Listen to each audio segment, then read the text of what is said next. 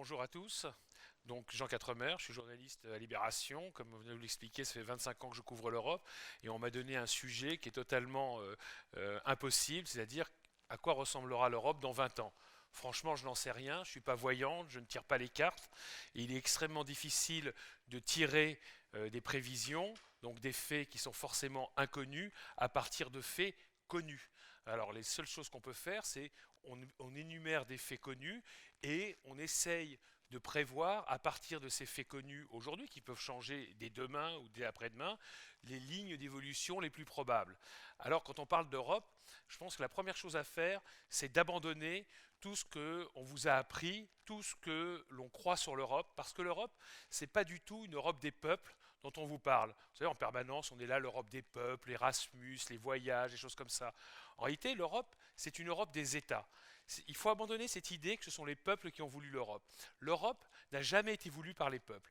Au lendemain de la Seconde Guerre mondiale, en 1950, quand on lance la construction communautaire, à ce moment-là, est-ce que vous croyez, alors que les peuples, l'Europe avait été détruite par une guerre absolument monstrueuse, qu'il y avait eu un génocide, entre 1945 et 1950, il y a eu des déplacements massifs de population à travers l'Europe, les gens mouraient encore de faim, mouraient de froid, la France était encore détruite, je ne parle même pas des pays de l'Est où là carrément il ne restait strictement plus rien, l'Allemagne avait été détruite par les Alliés puisqu'elle avait résisté jusqu'au bout. Est-ce que vous croyez qu'à ce moment-là, la préoccupation centrale des peuples, c'était de penser à l'Europe? Évidemment pas. La préoccupation centrale des peuples à ce moment-là, c'était de penser à la survie quotidienne.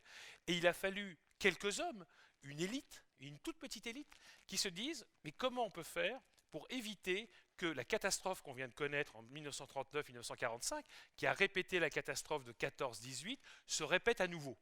Donc voilà, c'est un projet qui a été porté par quelques-uns. Donc les Français, les Allemands, les Italiens, puis les pays du Benelux, Pays-Bas, Belgique et Luxembourg, cette petite élite s'est réunie autour d'une table en disant qu'est-ce qu'on peut faire pour éviter que ça recommence.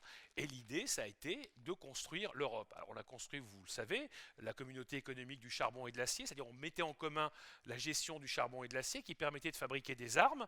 Et puis ensuite, on a fait le grand marché, donc la communauté économique européenne.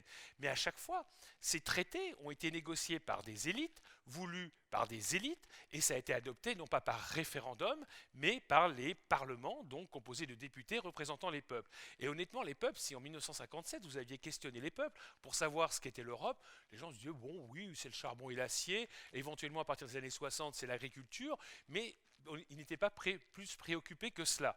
Est-ce que les choses ont fondamentalement changé aujourd'hui? Évidemment pas. Est-ce que vous avez vu des grandes manifestations à travers l'Europe pour défendre l'idée européenne? Est-ce que vous voyez des peuples angoissés, des citoyens angoissés face à l'avenir de l'Europe? Oui, une petite minorité, mais la plupart des gens ne s'en préoccupent pas. La majorité des gens se sentent d'abord national et ensuite éventuellement européen, voire citoyen du monde. L'Europe, ça reste une affaire d'États, une affaire d'élite. Alors c'est très important ce que je suis en train de vous dire, parce que comme ce sont les États qui ont décidé de faire quelque chose qu'on n'avait jamais fait jusqu'à présent, c'est-à-dire de partager la souveraineté, une partie de notre souveraineté volontairement avec d'autres États.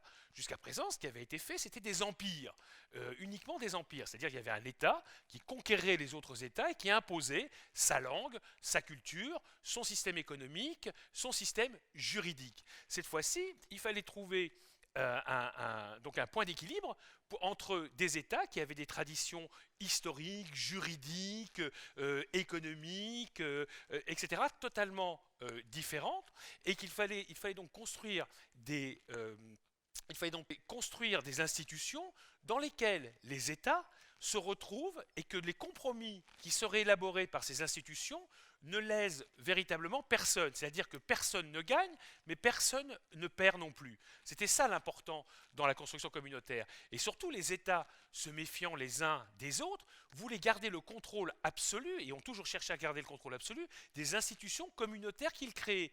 C'est pour ça qu'aujourd'hui, quand on vous parle d'Europe, vous n'y comprenez strictement rien. Et franchement, je ne peux pas vous en vouloir parce que moi-même, après 25 ans à m'occuper d'affaires européennes, je m'y perds encore. Parce que le principe de toute la construction communautaire, c'est comment les États peuvent contrôler l'origine des lois communautaires, parce que l'Europe, c'est essentiellement un producteur de normes, et à l'arrivée, comment ces normes sont appliquées dans les différents États. Les États sont, si vous voulez, la main de Dieu. Ils sont le principe d'origine et le principe de réception, à chaque fois. Donc ils contrôlent l'ensemble des institutions. Ce n'est pas du tout les États-Unis d'Europe.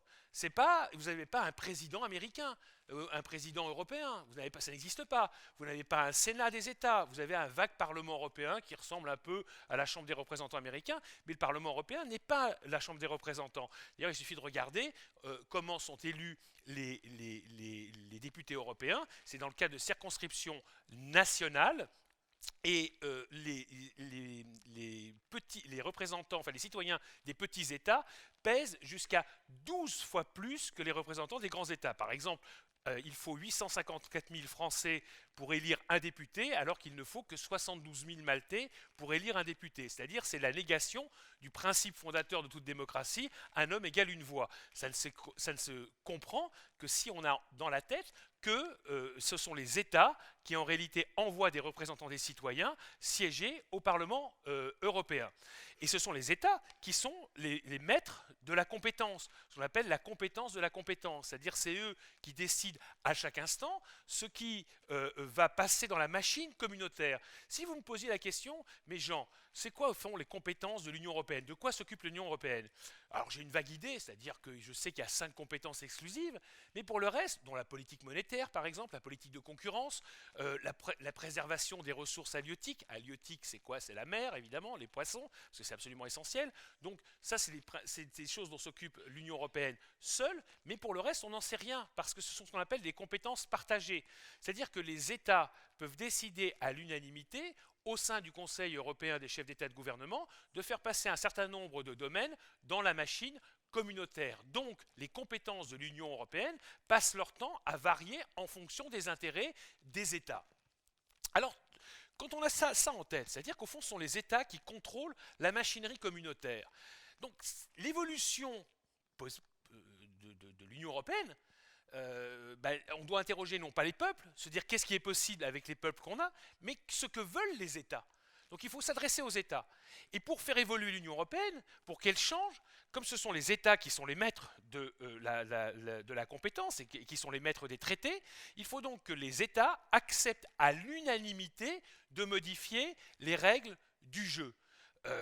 Vous imaginez s'il fallait l'unanimité des Français, l'unanimité des Britanniques, l'unanimité des Belges pour modifier la Constitution, eh bien les évolutions se feraient extrêmement lentement. C'est pour ça que l'Europe évolue extrêmement lentement à coup de compromis extrêmement souvent tordus, insatisfaisants, dans lesquels beaucoup ne se retrouvent pas, mais encore une fois, dans lesquels personne n'a le sentiment de perdre véritablement une partie de sa souveraineté, où ses intérêts nationaux seraient totalement compromis. Une fois que vous avez ça en tête, comment peut évoluer l'Union européenne?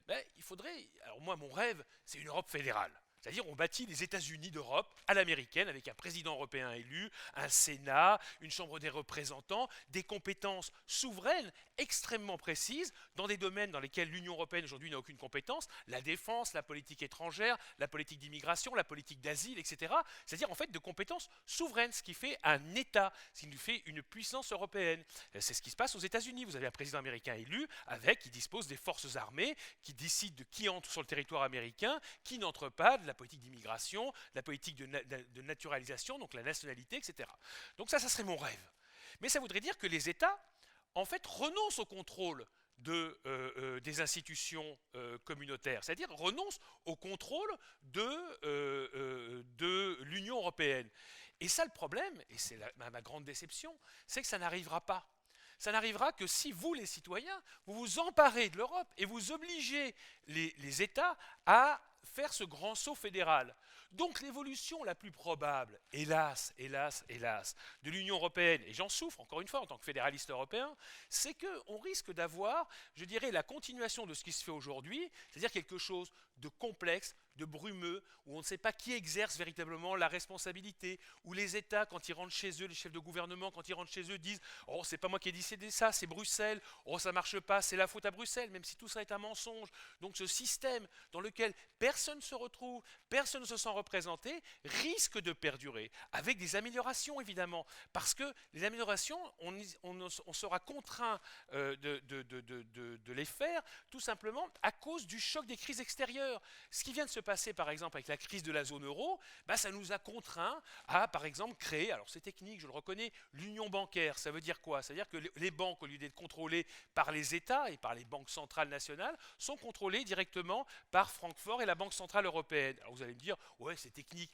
Non, c'est très important, parce que les banques et les gouvernements couchent ensemble, ce sont les mêmes qui les dirigent. Et donc c'est pour ça qu'il y a eu beaucoup de faillites bancaires, parce qu'en fait on se protège les uns les autres. Tandis que maintenant, si vous avez un système bancaire qui est contrôlé par une autorité extérieure et fédérale, vous avez une chance que la crise de 2007-2008 ne se reproduise pas. C'est un progrès, certes technique, mais c'en est un. Est-ce que demain, par exemple, on aura une défense européenne? Je n'y crois pas trop, tout simplement parce que ça voudrait dire que les Français, qui resteront la seule défense crédible dans l'Union européenne, puisque les Britanniques s'en vont, et ça on ne les regrettera pas, et donc puisque les Britanniques s'en vont, eh bien, ça va être difficile pour les Français d'accepter que l'intervention de son armée soit décidée par 27 pays. En plus, ça voudra dire que des pays qui ont des traditions pacifistes, qui refusent d'aller se battre, acceptent d'envoyer des hommes pour mourir sur des théâtres extérieurs. Parce qu'aujourd'hui, la majorité de la population européenne considère que faire la guerre et mourir pour défendre ses intérêts nationaux, les intérêts européens en l'occurrence, eh bien ça ne fait pas partie d'un avenir, je dirais, souhaitable et prévisible. Et pourtant, on doit se dire que si on veut défendre nos intérêts, un jour, il faudra aller faire la guerre. On ne vit pas dans un monde de Mickey, on ne vit pas à Disneyland, il faudra bien se battre. Et le problème, c'est encore une fois, c'est que pour faire cette défense européenne crédible, ça veut dire que, la France renonce à sa souveraineté, mais ça veut dire aussi que les autres pays acceptent d'envoyer des jeunes mourir sur le front. Oui, parce que ce sont les jeunes qui vont mourir, c'est rarement les vieux, les gens de mon âge qui vont mourir sur le front. Nous, on envoie les jeunes en règle générale. Donc voilà, ça risque l'Europe risque de continuer comme ça, c'est-à-dire claudiquant, dans un monde qui, hélas, devient de plus en plus complexe, où nous pesons de moins en moins. Aujourd'hui, l'Europe, c'est 500 millions de personnes dans un monde de 7 milliards d'habitants. Dans 20 ans, ça sera encore un monde de sans doute 8, 9, 10 milliards d'habitants, et nous pèserons de moins en moins. Je terminerai sur cette phrase, si nous n'arrivons pas à nous unir, eh bien nous disparaîtrons de l'histoire de l'humanité. Merci.